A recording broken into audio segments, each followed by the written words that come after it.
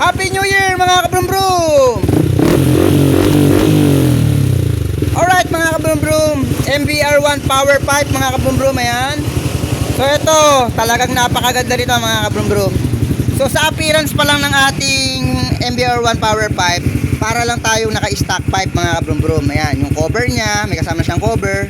And then ang kagandahan nito mga kabrum-brum, ayan o, naka-stainless na yung pinakatubo niya. Talagang lifetime siya, wala siyang kalakalawang or bulok. Okay?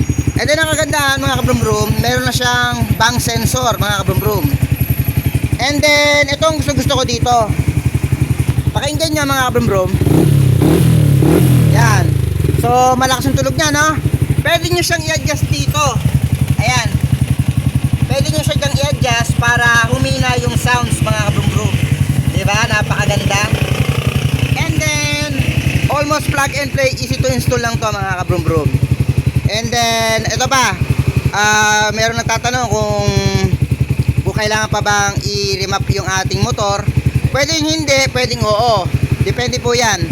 Ngayon, ang maganda po niyan, pag kayo naka MBR1 pipe, hindi naman po kayo nagwawalwal, tamang ano lang, tamang brum-brum lang. So hindi na kailangan i-remap yan mga brum-brum.